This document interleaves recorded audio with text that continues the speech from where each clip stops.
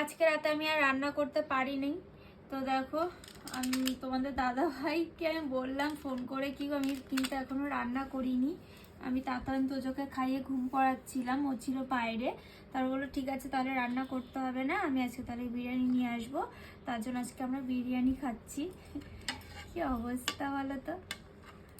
যাক অসুবিধা নেই, ঠান্ডায় গরম গরম বিরিয়ানি ভালোই লাগে। আর এই দোকানের বিরিয়ানিটা আমরা বেশ ভালোই খাই। আর দেখো সাথে স্যালাডও দিয়ে দেয়।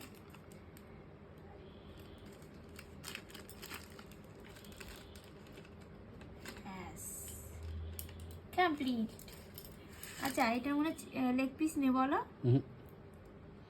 বাবা ওটা ভালো, উইংস। হ্যাঁ উইংসটাও ভালো লাগে। হ্যাঁ তো চলো খেয়ে নিই, বাট তোমার লেগ পিসের থেকে আমারটা বেশি ভালো।